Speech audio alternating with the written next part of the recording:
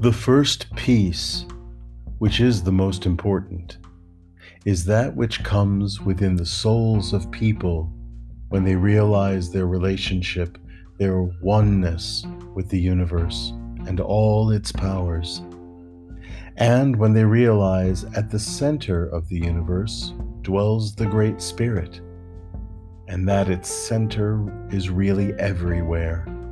It is within each of us. This is the real peace, and the others are but reflections of this. The second peace is that which is made between individuals, and the third is that which is made between nations. But above all, you should understand that there can never be peace between nations until there is known that true peace, which, as I have often said, is within the souls of men. Hehaka Sapa, or Black Elk, holy man of the Oglala Lakota tribe and cultural educator. Welcome to The Lost Traveler. I'm your host, Henry Cameron Allen. I'm here today with two very special guests, Dave Roberts and Patty Furino. Welcome. So great to know you, Dave, and to know you somehow. I feel like I know you already, Patty, from what people have told me about you, and it's a very warm feeling that I get, and I really appreciate your being here and talking about this big subject. I always start the Lost Traveler podcast with a little bit of bio sharing. So Patty, why don't we have you go first, Reverend Patty, and share just a little Reader's Digest bio about who you are and how you got from there to here. Okay. First off, absolute pleasure and an honor that you've invited us to The Lost Traveler. When I read all about it and started watching some of the podcasts, I'm like, this is exactly the kind of place that I want my voice to be heard. I was born on Long Island, a family, 5 children. I was the fourth of 5, and I was different. I grew up in a household where there was drama. My mom would have outbursts. My youngest memory, going back, I had a very strong memory of the day my mom had a mental breakdown. I remember I was just a child. It was in 1967, so I was all of 6 years old in April of 67. And she I remember the actual breakdown. I remember police officers and the whole ordeal. After that, throughout our family life, whenever there was a lot of pressure and stress, Mom would have a very strenuous reaction, emotional reaction. And what I would do every night is go out to the swing set in the backyard under a 100-year-old grapevine. It was just a swing, and I would just sit there, or I would sit on the swings. I even have video that we came across that my dad would say, yeah, Pat was always on the swings. But when I was on the swings, I was there conversing in my head to my secret friends. One was Jesus. One was a man that had 2 bald men with long robes, which I now identify as Buddhist monks. And then there were old Indian men that I could visualize in my head.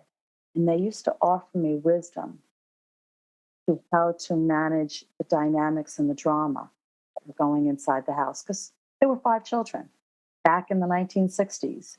I actually have come to have in my possession my mom's checkbook from those days. She was living on $1, 0 balance, 5 children. Her mom living. I can understand the pressure she was under, and to me, it was a gift to meet on that under that grapevine or on that swing set, and talk in my head to those wise spirit guides, which is the term that the New Age time now uses. But Jesus was very strong for me. The Blessed Mother was very strong. And they would help me to show compassion, teach me about that. I didn't get it inside the house. I got it from my friends. Fast forward 16 years old, fast forward to my grandmother's passing in a Catholic church. I saw a light. I heard her in my head. Exact words from her. Fast forward, age 16, had a major surgery on my head. After the surgery, I started choking from the anesthesia. And the next thing I knew, the essence of my awareness was in the corner of the room, watching my mother screaming, "She's not breathing. She's turning blue. Go get a nurse." And I saw the drama going on at the same time as this beautiful woman met me. And to me, I was Catholic. The beautiful woman was the Blessed Mother. It was all a conversation based on thought, because I could see in my body the human was being down in the bed, but the spirit of who I was conversing with this beautiful woman who was telling me, "You have much more to do. You must go back." I remember waking up in the bed. I didn't want to be back. I knew the message. Life went on. Fast forward, 1980s, 1981, I met my husband. I told him about it. He was the first person that didn't make fun of me. Because what you had was an out of body. I said, "Yeah, I've heard about that, but I don't know if it's an out of body. I don't know. I don't need to know. I just know what I felt, and I don't need to be anybody's entertainment." Fast forward into the 1990s, when Shirley MacLaine and Edgar Cayce books were all that I wanted to read. Yeah. They were the only books that were out there, Edgar Cayce, in that time period. And then I had a mentor come into my life. There always seemed to be a mentor that inspired me. I called one, which was Sandy Paddock. She was my fairy godmother. She was that person that was available for me because my mother couldn't be on that level. And then there was other people.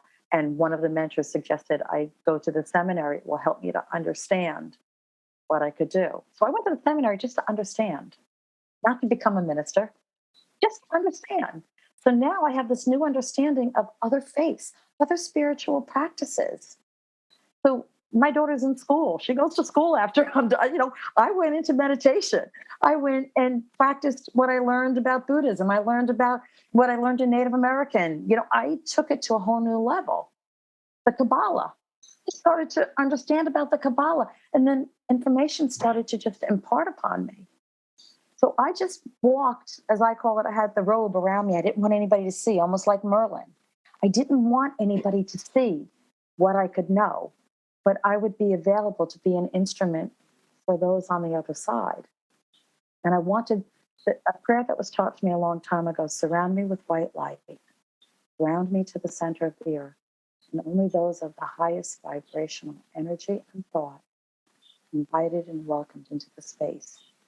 So that's those on that side, as well as those on the earth plane. I don't want to play around with people that are manipulative. I want those that are walking of a higher plane. Thus, here comes David. But first, we'll take a brief pause for a word from our sponsor. Hi, David. Hey, Dave, you and I go Henry. back a few years because we met, I think it was through Compassionate Friends, wasn't it? It was actually through Facebook. I think we became Facebook friends. I don't know the exact dynamic, but I know that we came together because we both share being in a club that no parent ever wants to be in. Right. And so when following my daughter's Janine's death and the ensuing years, I would connect with other parents who had experienced the death of a child, because that's where I found my most support, comfort, and where I could just be myself. Yeah. And somehow we connected. I don't know if we were introduced by a mutual friend, but we connected. And, I know we had a great conversation, almost immediately. I remember you coming in. I think you had your two dogs with you at the time. You were just taking them out for a walk. You sat down and we had a great conversation about life, about the challenges of being parents who had experienced the death of a child. And from there, it kind of just grew. And even though we'd lost contact over the years because you became a world traveler and you really just, became the adventurer, I was still following your exploits on Facebook. And I always had respect for how, you conducted, business, how you set up, you were truly vested in setting up quality theater and allowing people to grow into their roles and being a mentor and inspiring a lot of masters in the creative field. And that's something that I took note of, because that's something that I like to do. I want to be able to inspire individuals as well, with whether it's with a story, whether it's through my teaching, whether it's through a variety of different things. So it's just great to reconnect with you. And I'm just so happy that we're Patty and I are guests on your podcast, and I'm just so glad we've reconnected. So Me too. And I guess you get, for your listeners, you probably want just a little bit of a bio. Is that so we can do that? Yes. My life basically kind of went on a linear trajectory as far as predictability.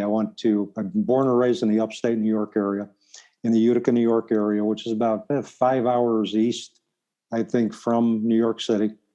I live in a small borough called Whitesboro, New York. I've been born here, I've raised here, and I will transition here.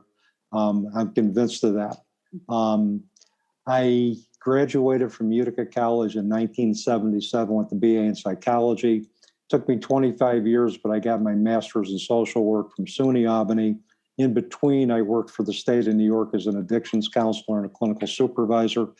Retired in 2012, in July of 2012, and then eventually embraced a career where I am an adjunct professor of psychology and psych child life at Utica College, where one of the courses I teach is death, dying, and bereavement. I've done bereavement support. Until recently, we had a Compassionate Friends chapter in the Utica area, but we're moving on from that chapter in my life. Did 11 years of really, I thought, some meaningful work with families in the area. But it was time, as I think with anything, as I look at it with grief, there's certain stages not stages, but there's phases that we go through, and there's certain chapters that will close because they need to close, and we will embrace something else. And that's really what's happened at this point with Compassionate Friends. But I've been a presenter, national presenter for in grief and loss. I've been a blogger. I've been a writer since 2007. I've contributed a lot of different articles to different, with the intent of helping individuals and finding meaning after my daughter's death, as I think we all do when we experience challenge. For 7 years after my daughter died, I was walking the traditional path of a bereaved parent. I thought I was doing it pretty well.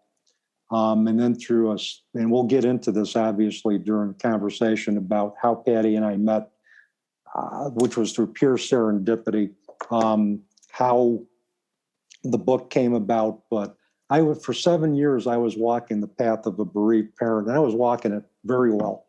In fact, probably a little too well. And through a statement of simple intent on a fall trip with three friends of mine, through that statement, Patty manifested, and it actually gave me more than I asked for. What I wanted to be able to have was a conversation about spirituality that would help me ascend to another level in my grief and help me eventually find peace. But when I met Patty, what I got was a whole new perspective on life, death, and life after death. And from there, my outlook has never been the same. I'm still firmly grounded in science, but now with Patty's guidance and through our discussions, I've learned that both psychology and spirituality can intermingle very effortlessly to help individuals create a greater awareness about themselves, the world around them, and have greater clarity and awareness, and be able to connect to something that's greater than ourselves. And they have throughout history, since the first people sat around and figured out fire and told a story around that fire, right? And about what those shiny things in the sky are, or the moon or the sun, or what makes the trees grow. I mean, science and spirituality have always been hand in hand, haven't they? Just for our listeners, because we have listeners in 25 countries, all around the world, and Compassionate Friends is an American organization, I believe, that that serves bereaved parents or parents who have outlived their children in one way or another. And so I remembered your connection to that. And I know that you did inspire a lot of people, Dave, and continue to. When we had our initial conversations, that was really apparent to me that you are here to be a mentor. And you've been a great inspiration to me in your work as well. In fact, I think it was out of meeting you that really I became awake to the act of channeling my grief into service. I didn't quite know that that's what I was doing or that's where I was headed, but that was so clear to me that that's what you were doing. And I think that is part of the journey for many of us, certainly not all of us, but for many of us, we find a way to move forward and with a completely different focus than preceded the transitioning of our kids. The book that you referenced is called When the Psychology Professor Met the Minister, and it was just published this March. So congratulations, both of you. I've read it. I love it. I couldn't put it down. And it's really amazing to me how, and talk about this too. Are you finding either during the writing of this book or since that you are connecting with people who are on a similar frequency? Absolutely. That was its purpose. The book, a lot of that book was channeled through me. There were points that we would start saying, so what should we do in this next chapter? I'm like, I don't know. Let me go for a walk outside. And I would go for a walk in nature because nature is healing. That's part of the spirituality. That's God's church. He created that, the divine source. So I would go for a walk and David, okay, David. And he would start typing away, taking dictation. And there were points that David was like, Pat, you're talking too fast. He went out and he bought a tape recorder so that he could tape it. And there it is. Yeah. Go ahead, Pat. I didn't mean to cut you off. We refer to it as the book to us. Yep. Because the book it's the divine source working with us. It's, we wrote it through David's voice. Yeah. Because we wanted it to come from the psychology professor's voice. And I was there along with him. But that's how a true minister should be, to empower others to see the greatness in themselves. To me, that's what a minister should be. And David, which was wonderful about it, is David embraced every conversation that was out there, that I was able to tell him things that I couldn't share with most people, and was always afraid to share with a psychologist for fear that they would psychoanalyze me or diagnose me or label me ADHD or schizophrenic or whatever. You can label people. And I would say to him, I've always been fearful because I know my connection was a natural connection. I was born with it. Mm-hmm. I understand why. I've done past life regression. I've done all kinds of psychological tools, worked with so many different tools that I could see that there was something else besides this human experience. Mm-hmm. I've had others, and other people have had others. And when you look beyond where you are today, your children are your partners. They became your teachers to help to remind you, tap you on the shoulder and say, hey, remember, you know that there's more. Mm-hmm. So what really do you believe?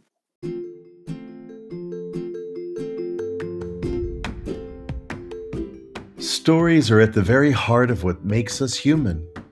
We each have one, and we can learn and grow from listening to each other. The Listen podcast is an exploration of the stories of Americans abroad and how they got there.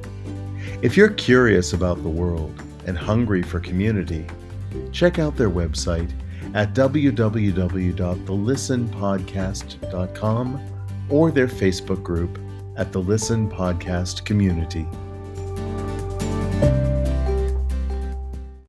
Now, is your daughter spiritual in her worldview as well? My own daughter? With growing up with you as her mama?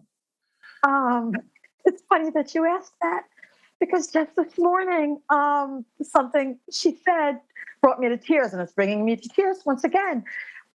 My daughter walks with awareness. My daughter walks with a feeling of creating her life and make it exactly what she wants to be. And what about Janine, Dave? Was she what was her perspective on all that? Well, it's interesting. Janine and I never really had a lot of, conversations about greater awareness and spirituality. And I was having my own ambivalent relationship with spirituality anyway until I had met Pat.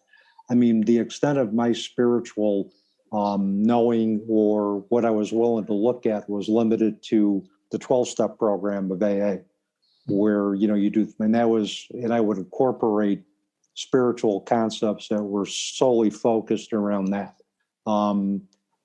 It was almost as if I was afraid to embrace a spiritual path. My mother, on the other hand, was quite intuitive. We mentioned Shirley MacLaine earlier. My mother loved Shirley MacLaine's books. She was a big fan of Jean Dixon, who at the time was, I think, a medium to the stars. And, she did tarot cards, and she tried to gently introduce me to that path, but I had vehemently rejected that. I said if I couldn't see it, if I couldn't experience it, it didn't exist. And when we get more into the book, I was able to pinpoint, though this part isn't in the book, I was able to pinpoint why that fear. And it was basically due to I can tell you now, it was due to an experience I had with a shamanistic holistic practitioner. And this was also with the encouragement of Pat, who also said, look, you just don't need me as your single teacher. You can embrace a variety of different teachers. And she encouraged me to do this. And what Susan, the shamanistic holistic practitioner I've gone to for years, which she would just put me on the table and do a soul journey. And whatever came out, came out. And one of the things that she said to me, she said, I saw you in a previous lifetime. You were a young man, and you were hung because of your spiritual knowledge. And I'm thinking to myself, no wonder I came into this existence wanting to be very protective of it. I don't want to get hung again. And once I recognized that, that gave me some context on my fear. So, but Janine and I never really had those conversations, basically because, we were too busy living the human experience and because of my own ambivalence. But there's a couple of things that happened that I found out after her death, after she transitioned, is that one time she sat with my wife, Sherry. This was 2 years before she transitioned, and she was 18 when she transitioned. She sat on the deck with Sherry, and she asked, Mom, what's it like to have cancer? This was before she even got diagnosed. There was another time where my wife had a profound dream visit, and from Janine. And Sherry told me about it. She said, Sherry came, Sherry and I were sitting in the family room, and she said, Janine walked in and came in, and I was all excited that Janine was back, but you didn't really react all that much. It was almost like even in the dream that I knew what was going to happen. This was going to be a temporary experience. Mm-hmm. She said, we walked out and back, and we were entertaining people. We had like a party, and I'm getting chills just telling this story now. She came back in, she laid down on the couch, and she went into her cancer. Her body took the form that it was at when she had cancer. She was emaciated. She had a scarf around her head, and she looked at my wife and me, and she said, I know you wanted me to stay, but I couldn't live like this. I had to go. And I looked at that, and that told me it tells me now that she had evolved to a very high level of spiritual presence. She was highly evolved in that state to come back and say, I wanted to stay here, but I couldn't. Yeah. And on top of that, the other part of the story is that and I haven't told this in too many circles, but she gave birth to my first child, to my first granddaughter, and her granddaughter now is my granddaughter is now 19 years old. And she died. Janine died 10 months after Brianna was born. And so that was the other part of the story that, I think in a part of it, though, I was concerned that she had been pregnant. Her significant other had this highly developed sense of responsibility. And I knew he was going to take care of her and their child. But even then, he had showed me a poem that she had gotten like 2 months before. She found on the internet 2 years before she died. This one, Tomorrow Starts Without Me, which very interestingly aligned with the message of that dream. So though I think Janine had a heightened sense of awareness at a young age. I think she had a heightened sense that she was going to be immortal for just a period of time. To coin a Neil Peart quote, and I think she knew, which is why I think Brianna manifested in our lives at that point, because I think she knew she wanted to experience what she could, all aspects of her life in the short time that she had.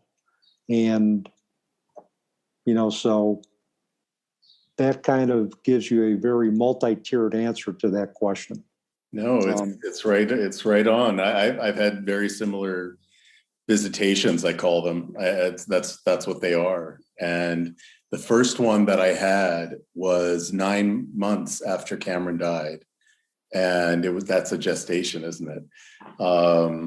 And it was Father's Day. It was my first Father's Day without him.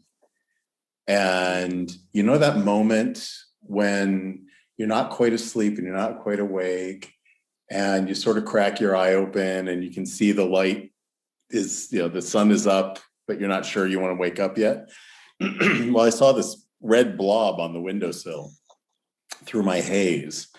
About 3 days or so before Cameron transitioned, he whispered to me to look for cardinals as a sign that he was around. For those of you around the world, a cardinal is a bright red bird that only lives in North America. And I've come to find that in Native American lore and other spiritualities, that the birds are the messengers of the spirit world. And the cardinal specifically in North America is prominent figure. And so that red blob was a big fat cardinal sitting on my windowsill. And I was looking at it and it was looking at me. And then it tilted its beak upward and leaned over as if it was looking at something up above the house. And I rolled over in bed and I looked out the window, and I had a big ash tree in the garden. And this golden light was streaming through the tree.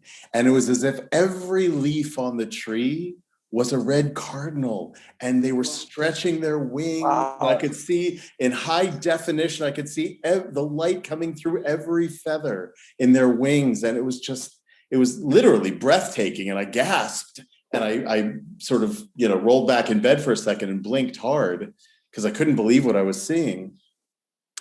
And I opened my eyes and I was transported to a completely different place. I was in some kind of a lecture hall, and there was a woman with a brown bob hairdo and a blue suit standing at a podium giving a lecture.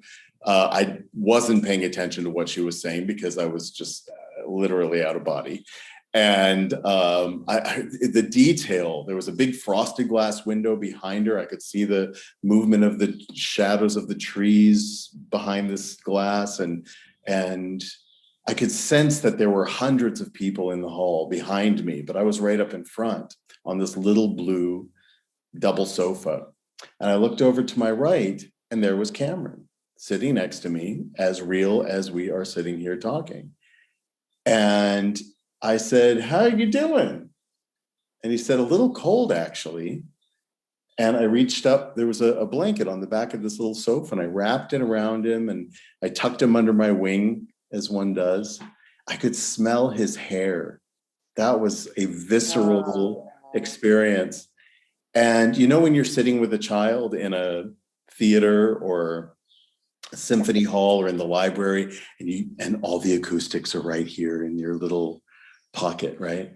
And I leaned in and I said, "So, how's heaven?" And he said, "It's really cool, Papa, but it's not what people think it is. There's no form at all. It's all pure thought and pure love. And that's why we come back here, to put that thought into action and that love into action." He said, "It's kind of like in The Wizard of Oz. You know how the wizard crash lands his balloon in the Emerald City?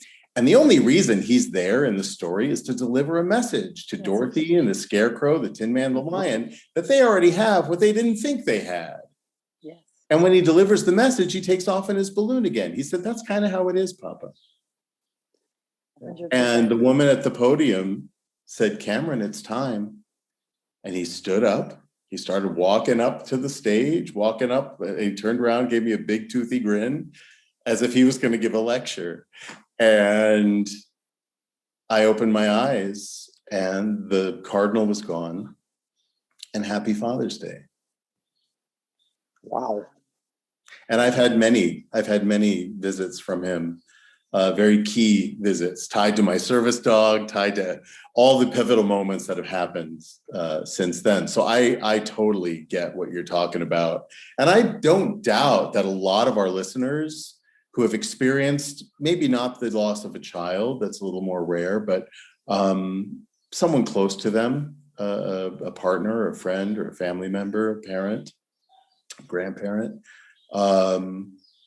they've had some kind of significant loss, and there are these occurrences throughout our lives. Some of them we look for, and we don't. Those 9 months, I was dying inside. I was hoping for a sign. I was talking to him. I was weeping, and I couldn't grasp his energy. And he had to show up on his time, or when he knew it was right for me.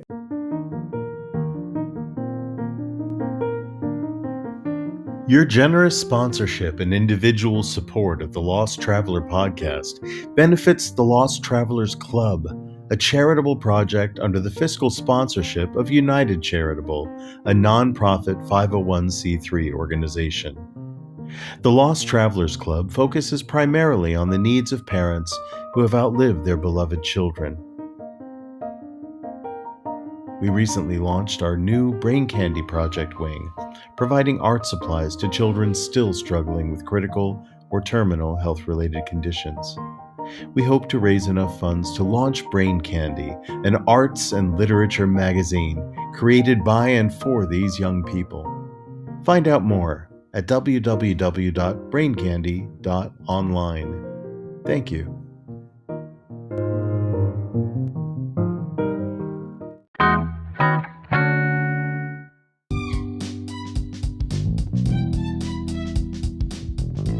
The biggest breakthrough in wellness in the past 50 years, Vox Life's wearable technology has no batteries, no wires, and no metals. When neuroreceptors on your feet or arms come into contact with the Vox HPT pattern, a neuroresponse is triggered, sending information to your central nervous system, helping regulate pain, maintain motor control, and balance. The effect is immediate, so you focus less on weathering through physical pain and discomfort and more on living a happier, healthier life. As a special promotion, our sponsor is donating 25% of your purchases through the following link to benefit the Lost Travelers Club and our new Brain Candy Project wing. Simply visit https://losttravelersclub-braincandyproject.voxlife.com. That's VOXXlife.com. It's a win-win. that. So I want to hear from both of you. Obviously, it sounds to me, Dave, like you have gone from a almost purely scientific purview on life and mental health and all of that, and the door has flung wide open given these pivotal experiences you've had meeting Patty and others. And then from Patty, also from your spiritual perspective as a minister, as an interfaith minister, specifically, because I know that our listeners, again, all over the world come from a variety of backgrounds in faith or lack of, or whatever. There's no judgment. And I want to preface this conversation because we're going down the rabbit hole, folks. Let's roll up our sleeves. Let's do it. I want to preface it by saying that there is a deep understanding, I think, from the three of us that there are many reasons that people have the beliefs that they have. And there is in no way are we trying to convince anybody of anything. This is just a casual conversation about spirituality and psychology that just happens to coincide with loss at this stage of the conversation anyway. I mean, for me, and Patty and I've talked about this, and one of the things that she said to me when she first started mentoring me, when we developed our friendship, and I think you've got this from, was it Rabbi Joseph Gettleman, right? Gelberman, Rabbi Joseph Gelberman. Yep. It's not instead of, it's an addition to. And one of the messages we try to really, hammer home in the book and emphasize is that you don't have to abandon your core beliefs to integrate different perspectives. Okay, you can still stay sound in your core beliefs, but yet take any parts of spirituality, whether it's Buddhism, whether it's Native American spirituality, teachings of animals and nature. You can take an eclectic approach in that this is what you believe. And what we all believe, there's room for it all. We don't have to judge it. We don't have to assess it, that our belief system is better than somebody else. We can just witness it and learn from it. And that in that way, that's part of what is going to create the basis for, I think, eventually a peaceful planet, is being able to witness each other's beliefs and committing to learning from those beliefs. So it's what you believe. It's anything that's going to connect you to something greater than yourself. You can be an atheist and be spiritual. It doesn't matter. There are many people who are religious but not spiritual. There are many people who are spiritual but not religious. There are many people who are spiritual and religious. There's room for everybody. And as long as what you are doing isn't hurting somebody else or hurting yourself, and it's allowing you to make progress, and not at the rate society says we need to make progress, at the rate that is comfortable for us, it's all good. It's all good. And one of the things that Patty opened me up to is that there's a lot of different ways to transcend challenge. There's a lot of different ways to create self-awareness and awareness of how you relate to the world around. It's what works for you best. And what she did is empowered me to look at a lot of different things and allow myself to choose and create a belief system that made sense to me. But what she did as a minister is she just, here's some different perspectives. And where my scientific background came in is a general curiosity about how the world works and how behavior works. So I would explore this stuff and I would come back all bright-eyed and say, Pat, boy, this stuff really works. I can see the connection that this is all making. And I have integrated those concepts. I've begun to integrate spiritual concepts with psychological concepts in the courses that I teach, particularly death, dying, and bereavement. You want to talk about going down the rabbit hole. Yeah. We talk about past life experiences, after-death communication, near-death experiences, the reincarnation studies of Ian Stevenson and Jim Tucker. We go as a big part of that. And what I tell my students in any class, don't confuse my passion for what I believe to insist that you have to believe this way.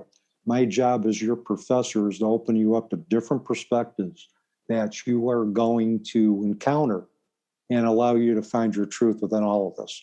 But from a standpoint, if you're going to be working with individuals, the client comes first. And if the client's saying, look, I think I got a sign, you just you have to understand what that means. You have to understand the different categories of signs so that you can best be of service to those people who are going to request services from you. So it's, like for me, it's like, and it's what you believe. Was pulling together that new information, those new perspectives that Patty offered, was that surprising to you that you were able to go there and shift your foundational beliefs? Yeah, I think in a sense it probably not as surprising as you may think, because, and let me tell you why, because, and this is going to go back, if you don't mind, and Pat's going to, I know she's smiling, we're going to go back to this whole piece in terms of how we met and how the stage was set, if that's okay. Yeah. Well, I don't no spoilers for the book, because I definitely, I'm going to put a link, by the way, listeners, I'm going to put a link to the book, When the Psychology Professor Met the Minister, in the description, so you can go to Amazon, you can get it on Kindle, you can get it in hard copy. Okay. Yeah. So without giving away too many spoilers. Okay. Yeah. It's basically, let me just, before I forget, then I'll let Pat throw, but I'm only going to put this, I'll just put a very brief. It was after a conference that I have been one of the organizers for. It's called Beyond Words, Creative Approaches to Grief. The day after the conference, and I know you're familiar, living in Massachusetts, the change of colors, the beautiful change of colors with the leaves and the trees. So it was a beautiful fall day. We took a trip up to Old Forge in the Adirondacks, which is about an hour and a half from where I live. And these three presenters were having this intense spiritual conversation. And though I was walking the path of the bereaved parent very well, my soul cried out for something more. I looked up to this guy and said, I want to be where they are. And then Patty manifested. Actually, she manifested in my life before then. We had met prior, and that's all in the book, so I'm not going to throw that spoiler out there. But once I met Patty, and once we were in Long Island, I was in Long Island, and she guided me through the spiritually transformative experience. I didn't question anything because I had asked for this. And it was like immediately I felt a comfort level. Immediately I felt that what I experienced was true. And so though what may have been surprising was how effortlessly I was able to shift. But then again, when you state your intent to the universe and the universe provides, you'll learn not to question that. And I didn't question anything that happened because I had asked for this. I had asked for this kind of experience. My brain didn't know it. My heart didn't know it, but my soul sure as heck did. And that's what my soul was needing at that moment. And then Patty manifested. Patty came into my life, and the rest is history. The way that I would like to add to it is the way I've always worked, and I said that earlier on, that I listen and I trust. I take steps in places. My husband says, if I didn't live with you, I wouldn't believe, and I'm going to say it exactly as my husband says it, I wouldn't believe half the shit that happens around you. Yeah. Because that's exactly, it's like, it's just always a series of being in the right place at the right time. And I never know why I'm doing something. I'm just drawn to go there. Yeah. I was drawn to go to that Beyond Words conference. I lived on Long Island. Marco was going, my husband plays pool. He plays billiards. He's a really good pool player. And he was going to a tournament that weekend. And I said, oh, I saw this email about this conference. I just feel I have to go there. And he's like, well, I'm going to be away. So how far is it? Oh, it's 5 hours up. He says, I hate for you to have to drive 5 hours. I'm not available to help if you break down. That's how, you think along those lines. My husband's my hero. He rescues me. And believe me, when I tell you he rescues me, yeah. I get myself in positions sometimes that, like, hon, can you come give me a hand? So for me, what I do, and something that I have found, because I went to the seminary and I realized that it's not about religion anymore. When our generation grew up, you learned what was taught in your home, because if you wanted to learn anything else, you had to go to a library, go to the card catalog, go to the index, find the number, and then try to find a book that you liked that was there in your specific library that would speak to you. I found, after going to the seminary, now in the seminary that I was in, it was a 2-year program, and there were people from every faith that were coming. I had a woman in my class that touched my heart in such a way. She was a child growing up during the Holocaust. She was a German child. She lived down the road from a concentration camp. Her father was one of the guards there. Wow. She was in my class, and she came to find out about God because she said, I grew up in a household with love. My father was a wonderful man. And she had the German accent, everything. She says, my father was a wonderful man. He came home and he loved us. He made me giggle. But when the Americans came and liberated that concentration camp, I saw men walking out that were emaciated, just skin and bone. My father, how could a man so wonderful to me? And she came to the seminary, a part of my class, asking why. In one group one day, we were in a group session. I haven't told this in a long time. They asked for us to get together and ask, how do you find God? Everybody told their perspective. When it came to me, I said, I find him on the beach. I find him in the woods. I find God in nature, in the silence. I find him in sunrises and I find him in sunsets, because it's that joy. To me, God is absolute, the experience of love. Mm-hmm. That's how I saw it. And I said it didn't matter if it was in a religion or in a church, because I went to Catholic school. I was Catholic school I got left back in 2nd grade, so I did 9 years of Catholic school. The nuns in 2nd grade, my 2nd grade teacher, Sister Electa, would always ask me about my relationship. By 8th grade, she and Sister Victoria wanted me to become a nun.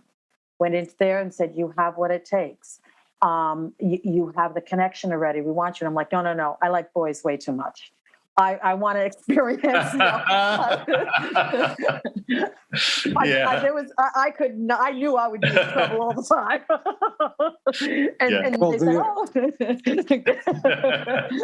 Well, the other thing that drew me to Patty was she was not your typical interfaith minister. Right. She was that. She was very down to earth. She was very grounded. Yeah. She would, and I was raised Catholic like her. And I went to church every day as part of my Catholic school training. I was an altar boy. And then when I was 16, I just walked away because I could. And I just got tired of having religious doctrine exposed to religious, particularly as I got older. There was a lot of stuff about Catholicism that I didn't believe. So I've kind of become, as Kent, and I'm taking this from one of my favorite writers, Kent Urban, who calls himself a guerrilla spiritualist. And I kind of just take a little bit of this and a little bit of that to come up with my own spiritual identity. So, but yeah, it's just, that's why one of the other things is that she was down to earth, and she, and she was like, she was a teacher, she didn't espouse any particular religious doctrine. It's just like, here, it's like a smorgasbord. Pick from whatever. Yes, it's about self-discovery. Pick what you need that resonates with you, that's going to allow you on the path to self-discovery, awareness, and greater clarity and peace. And that's what it was all about. Hi, I'm Yvonne Johansson, and this is My Little House. My Little House is an interactive, multisensory educational felt toy that I invented to help develop children's language skills. I love My Little House. I've been working as a speech therapist for over 20 years. So then I just thought, wouldn't it be great if I could just take this one-dimensional board and make it into an actual three-dimensional toy? How cool would that be? That's the idea behind My Little House. You can spread it out flat like a 4-panel felt board, or here's the cool part. In the blink of an eye, My Little House easily converts into a 3-dimensional reversible house. My Little House comes with 36 felt cutout pieces that match outlines in 8 colorful rooms. And they're felt, so they stick. Each piece inside My Little House has been placed with purpose. But My Little House isn't just for kids on the spectrum or with significant disorders. It's also for typically developing 2 to 5-year-olds. It's a fun toy. I always say to my kids, when you get stuck, you have to ask for help. Can you tell me what you see on top of the refrigerator? Apple. I know that My Little House is going to make a difference in thousands of children's lives. I just need your help in getting it out there. Thank you so much for listening. For more information about My Little House, My Little Farm, My Little Zoo, and other smart felt toys, visit www.smartfelttoys.com. You probably know, having studied many different faiths, that there are common threads across the faiths. And one of them is the whole concept of being created in God's image, or being a reflection of the divine. And for me, that's always felt like, well, if I'm a reflection of the divine, then I'm imbued with all the same powers. I'm imbued with the power of creation and destruction, and I can manifest something out of nothing. There's a certain magic to it. I had a dear friend of mine who has since transitioned. I went to graduate school with him, Jeffrey Nicholson, my brother, and he used to say, if you look in the mirror and you don't see God, you're praying to the wrong God. Correct. Absolutely. You know, and that's always stuck with me, because I feel like there's this constant search outside of ourselves. And, you know, what I equate to the God source is just one. It's one thing, and it's love, period. And we all have that potential in us. We all carry love. Yes. And that's the reflection. That's the message. There's a way that I look at it is heaven, okay? And because I had an out of body, it was an absolute immediate experience of love. I didn't want to leave there. But we come down as co-creator with the divine source. Not using any name, the divine source. Native Americans, there's a book by Jamie Sams. She refers to him as the great mystery. The great mystery. I love that. The great mystery. Yeah. Okay. So the great mystery, the divine source, God, also Buddha talks about it as we are one. So we are manifesting to have a human experience, to be human. Human in the physical sense, you mean? In exactly. The physical sense. Human being the human form, okay? The dog, the animal, okay, the four-leggeds, they are having a different experience. But there's the essence of love and compassion in them. The elephants, no matter what animal you talk about, they are here to have an experience on this planet and to co-create it with the divine source. That's why when you look in the mirror, you should see the self being a part of the divine source, having a experience. And that experience can take you in any realm. You could be doing one spiritual practice one day, and then another day doing another spiritual practice. The idea is to connect to the divine source within and have an experience. And to be in the moment, because that's really all that exists, is this moment. If we were meant to be in a different moment, having a different conversation with other people, we would be. But you know, the source conspired to bring us all together in this moment around this conversation, which is so exciting. You referenced heaven, and I feel like Cameron is whispering in my ear. Tell them the story about when we went to a Vietnamese restaurant. This was several months before he went, and I don't even remember the context of the conversation, but he's telling me it doesn't matter. But we were talking about the concept of heaven and hell. He was 12 years old at the time. And again, this is just, he had brain cancer and he was on his way out. And I said, what do you think about all that, honey? He said, well, Papa, I don't think it's a place you go after you die. I think it's a life you choose to live while you're here. You can live a life that's heavenly or a life that's from hell. Yeah. And I said, I think I agree with you. I said, give me an example of who you think lives a heavenly life. He says, we do, Papa.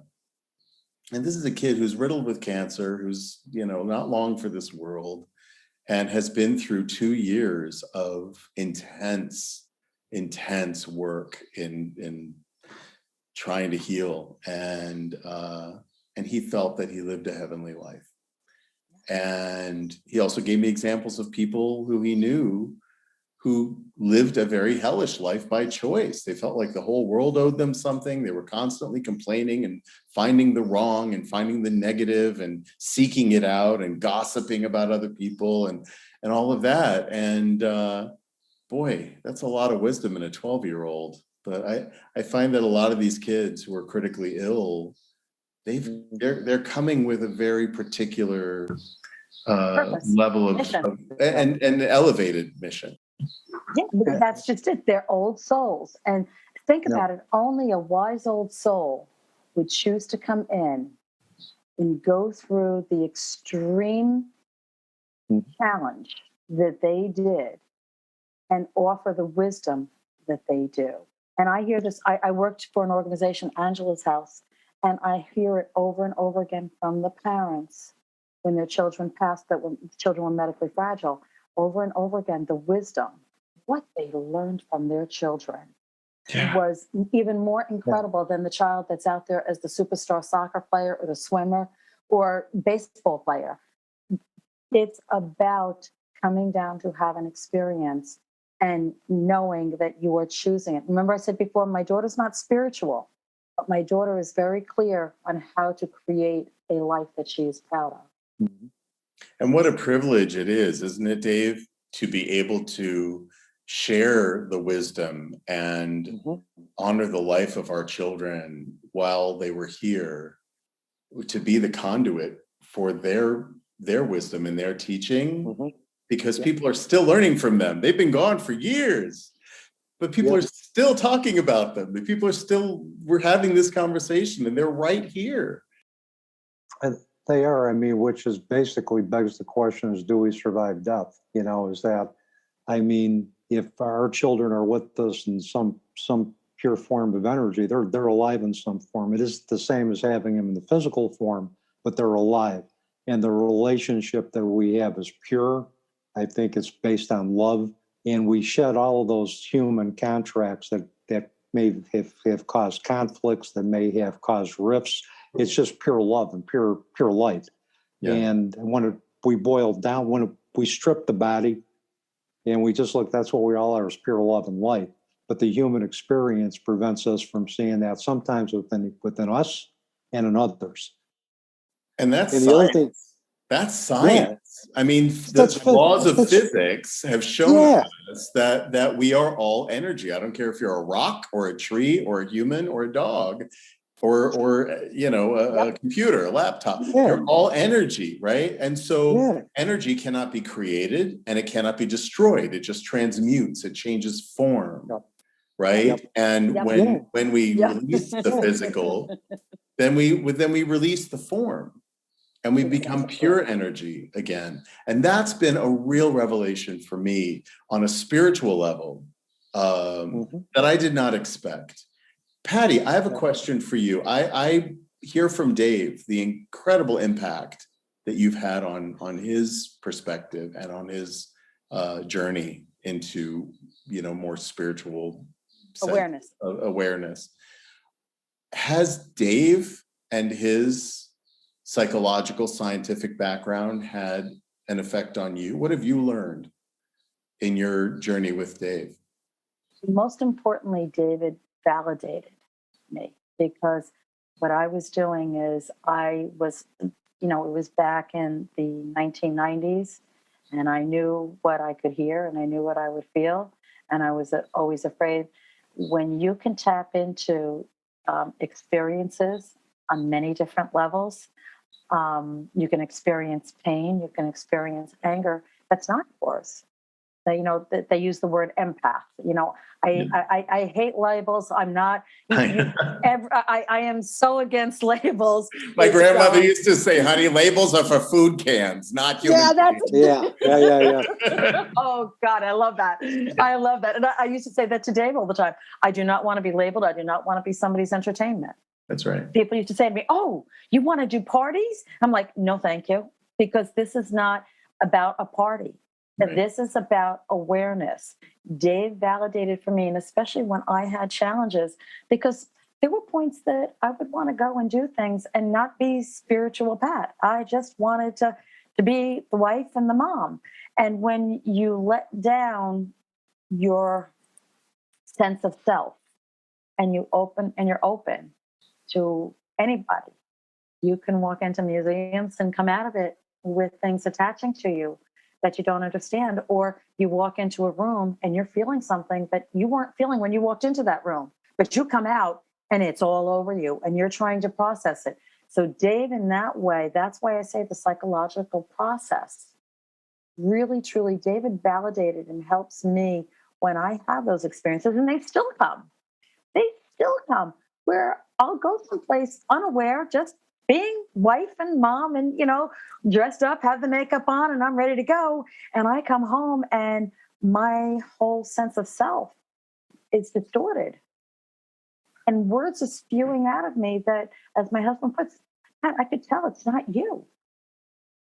Marco has actually held me in his arms, shaking me. Please, whoever is in here, give me my wife back. I'm not going to stop fighting for her. Because he said, he knows the essence of who I am is truly about love and oneness with people. I can feel what other people feel. I felt Cameron. I was like, yeah, Cameron's here right from the beginning. He's loving this because it's about the existence on both sides of the plane. Mm-hmm. And he loves this. This is his kind of conversation. I could feel him before you even stated that you could feel him. And I'm like, he's going to be in here. That's where David came in, as he validated that it's okay, Pat. I'm not going to, judge you or think you're crazy. And I knew I was safe with him because he had seen Janine manifest in my home, and he felt something change. And I would say to people, it's not about declaring it to anybody else. It's what you feel. You can't explain that to anybody else. Yeah. What you feel. That's what do you believe. It's really about owning your human experience.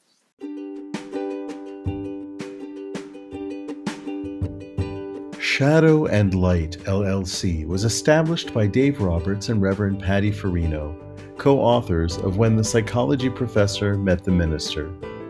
Their mission is to empower individuals to transcend life challenges by integrating spiritual practices with psychology to achieve peace. They are available for individualized spiritual counseling, virtual or in-person presentations and workshops to universities, organizations, and other interested groups, virtual or in-person book club meetings. For further information, go to psychologyprofessorandminister.com. And to have the courage to speak it, because if you are living authentically in your truth, then anybody who has a similar experience, who may be afraid of being judged by their family, their friends, their church, their synagogue, wherever, their temple, they are witnessing an act of permission on your part because you're speaking it out loud. You're saying, this is my truth. And that automatically, effortlessly gives permission to everyone who's a witness to do the same.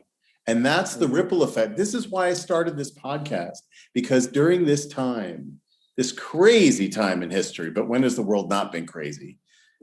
That people are searching. We are all lost travelers, aren't we? We are all pioneers. We now get to shift the paradigm in a big way and to use energy of this medium, this technology, to be able to elevate voices who are otherwise unheard on this scale. Yes. What a gift. What a gift.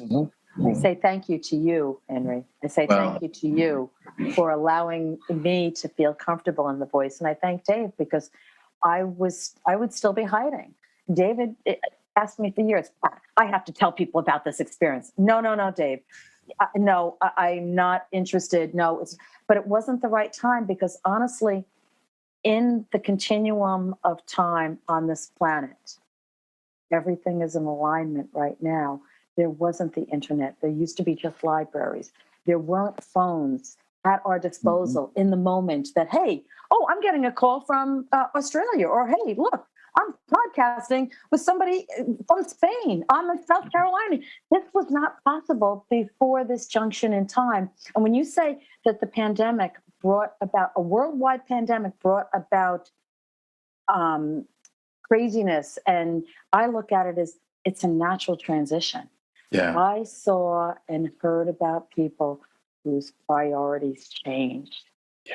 Changed for me for the better. You can't get near any of the state parks now. They're all booked up, because for so long people were, so focused on their life and, we're going to do a vacation with all the bells and the whistles. But now they're going back to nature, back to what God created.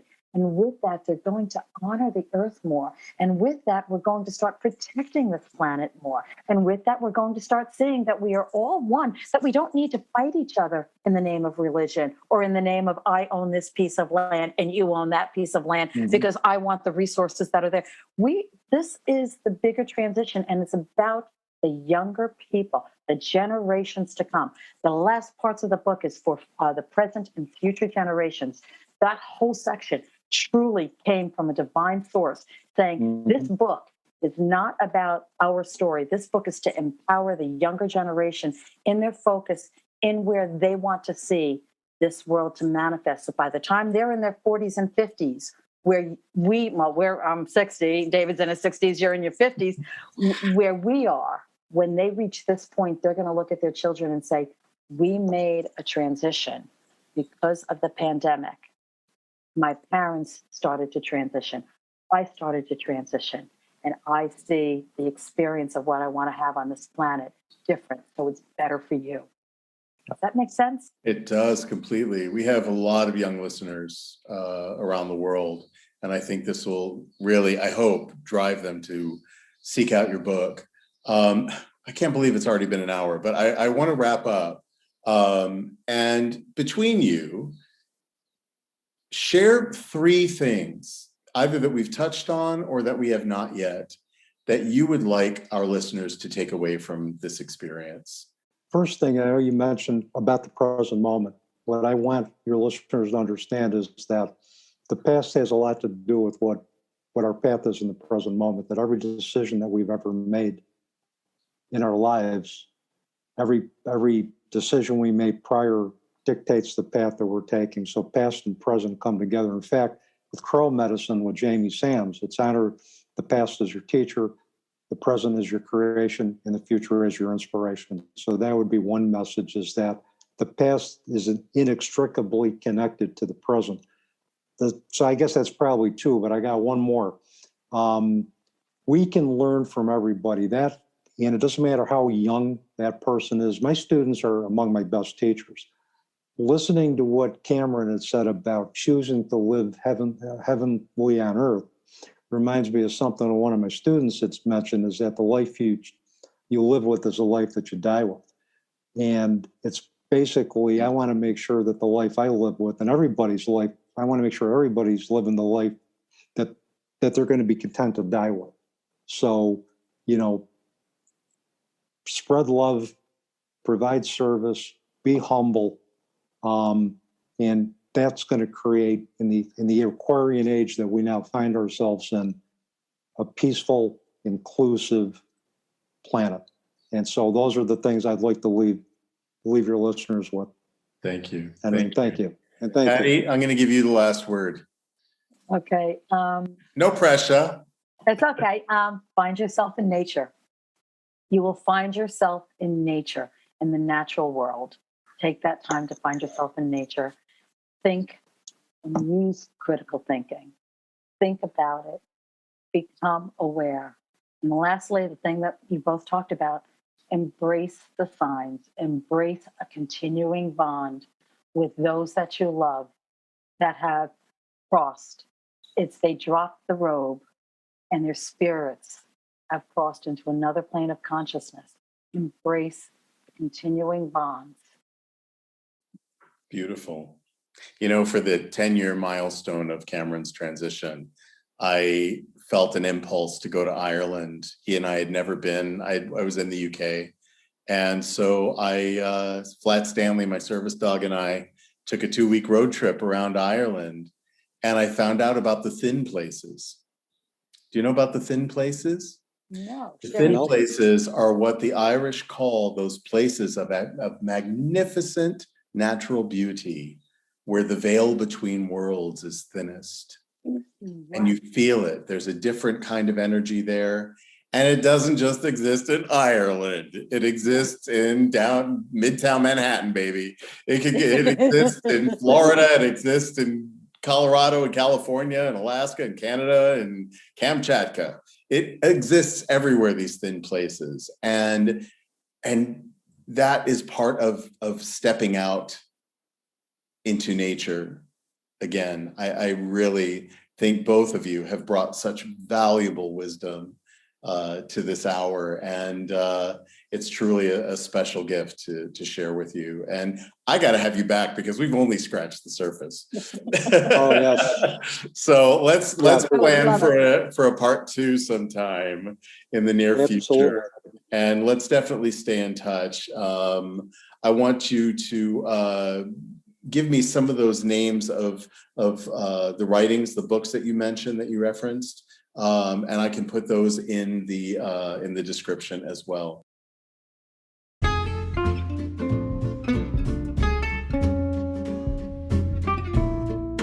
You've been listening to Season 2 of the Lost Traveler podcast with Henry Cameron Allen.